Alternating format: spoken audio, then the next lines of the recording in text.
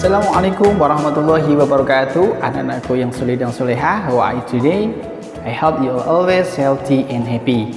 Get in touch again with me in mathematics class. Pada pertemuan kali ini kita akan mencoba mereview materi yang sudah pernah kita pelajari sebelumnya, yaitu berkaitan dengan perbandingan. Untuk itu, mari kita mulai dengan berdoa bersama-sama. Before we start our lesson today, let's pray basmalah together. Pray begin. Bismillahirrahmanirrahim. Oke, anak-anakku yang soleh dan solehah, langsung saja mari kita review materi tentang perbandingan. Cekidot. Anak-anakku yang soleh dan solehah, ayo, masih ingatkah hal-hal apa saja yang berkaitan dengan perbandingan? Oke, materi perbandingan yang sudah pernah kita pelajari bersama. Terdapat dua cara dalam membandingkan dua besaran, yaitu dengan menentukan selisih dan juga menentukan rasio. Dalam hal ini, rasio merupakan bilangan yang digunakan untuk membandingkan dua nilai atau lebih. Selanjutnya, rasio dinotasikan sebagai A dibanding B atau bisa dituliskan A per B, yang dibaca A berbanding B. Lebih lanjut, pernyataan dua rasio yang sama atau ekivalen dinamakan proporsi. Misalnya, A dibanding B sama dengan C dibanding D. Terdapat dua macam jenis perbandingan yang sudah pernah kita pelajari bersama, yaitu perbandingan senilai dan perbandingan berbalik nilai.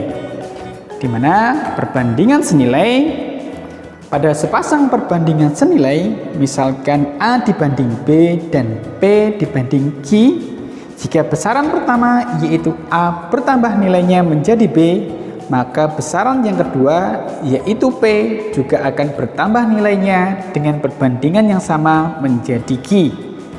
Demikian juga sebaliknya, jika besaran pertama yaitu A berkurang nilainya menjadi B, maka besaran kedua yaitu P juga akan berkurang nilainya dengan perbandingan yang sama menjadi Q. Lebih lanjut, hubungan dua pasang perbandingan yang nilainya sama tersebut dituliskan menjadi A dibanding B sama dengan P dibanding Q. Misalkan dalam suatu perjalanan, banyak bahan bakar yang digunakan oleh kendaraan terhadap jarak yang ditempuh merupakan perbandingan senilai. Karena jika banyak bahan bakar semakin banyak atau bertambah, maka jarak yang ditempuh pun juga semakin jauh atau bertambah. Begitu juga dengan sebaliknya. Selanjutnya, untuk penyelesaian permasalahan perbandingan senilai, dalam kasus ini A dibanding B sama dengan P dibanding Q, atau dapat dituliskan dengan A per B sama dengan P per Q, dapat diselesaikan menggunakan sifat A dikalikan Q sama dengan B dikalikan P. Untuk contoh permasalahannya, Andi memiliki sepeda motor Matic baru berkapasitas 125 cc. Dia tahu bahwa sepeda motor Matic 125 cc memerlukan 1 liter Pertamax untuk menempuh jarak 43 km. Jika Andi ingin melakukan perjalanan dari kota Surabaya ke Banyuwangi yang berjarak sekitar 387 km, berapa banyak Pertamax yang dibutuhkan? Sebagai alternatif penyelesaiannya, misalkan X adalah banyak Pertamax yang dibutuhkan untuk menempuh jarak 387 km. Dengan menggunakan konsep perbandingan senilai, permasalahan tersebut dapat dituliskan dalam bentuk perbandingan, yaitu 1 dibanding X sama dengan 43 dibanding 387. Selanjutnya, dapat kita tuliskan X dikalikan 43 sama dengan 1 dikalikan 387. Sehingga diperoleh X sama dengan 387 per 43. Hasilnya sama dengan 9. Jadi banyak Pertamax yang dibutuhkan untuk menempuh jarak 387 km adalah 9 liter. Selanjutnya, untuk jenis perbandingan yang kedua, yaitu perbandingan berbalik nilai. Pada sepasang perbandingan berbalik nilai, misalkan A dibanding B dan Q dibanding P, jika besaran pertama yaitu A bertambah nilainya menjadi B, maka besaran yang kedua yaitu P menjadi berkurang nilainya dan berkebalikan menjadi Q. Demikian sebaliknya, jika besaran pertama yaitu A berkurang nilainya menjadi B, maka besaran kedua yaitu P akan bertambah nilainya berkebalikan menjadi Q.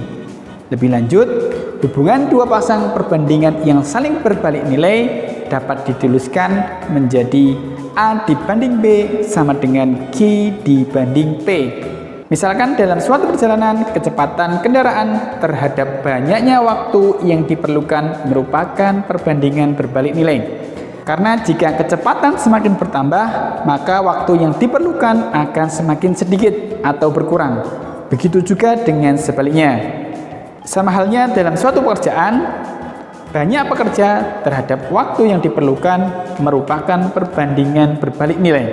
Selanjutnya, untuk menyelesaikan permasalahan perbandingan berbalik nilai, kita dapat menggunakan sifat bahwa hasil perkalian antara dua unsur atau besaran yang dibandingkan akan bernilai konstan atau tetap, sehingga diperoleh hubungan A dikalikan P sama dengan B dikalikan Q.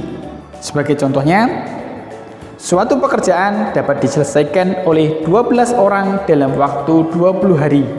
Berapa lama waktu yang dibutuhkan untuk menyelesaikan pekerjaan itu apabila dikerjakan oleh 6 orang? Sebagai alternatif penyelesaiannya, misalkan H adalah waktu yang dibutuhkan untuk 6 pekerja menyelesaikan pekerjaan, maka permasalahan tersebut dapat kita tuliskan dalam bentuk perbandingan, yaitu 12 dibanding 6 sama dengan H dibanding 20. Dengan menggunakan konsep perbandingan berbalik nilai, bahwa hasil perkalian antara dua unsur atau besaran yang dibandingkan akan bernilai konstan atau tetap, sehingga diperoleh 6 dikali H sama dengan 12 dikalikan 20. Sehingga H dapat kita cari dengan 12 dikalikan 20 dibagi 6. Sehingga diperoleh H sama dengan 40. Jadi pekerjaan akan selesai dalam waktu 40 hari apabila dikerjakan oleh 6 orang. Anak-anakku yang soleh dan solehah, sampai di sini sudah ingat ya tentang poin-poin apa saja yang perlu kita pahami dan juga perlu kita ingat berkaitan dengan materi perbandingan. Pak Heri berharap setelah ini anak-anak selalu memperbanyak latihan soal untuk menambah pemahaman anak-anak berkaitan materi yang sudah pernah kita pelajari bersama. Mari pertemuan kali ini kita akhiri dengan berdoa. Before we close our lesson today, let's pray hamdalah together. Pray begin. Alhamdulillahi Rabbil Alamin. Okay, thanks for your attention and see you on the next lesson. Pak Heri akhiri. Wassalamualaikum warahmatullahi wabarakatuh.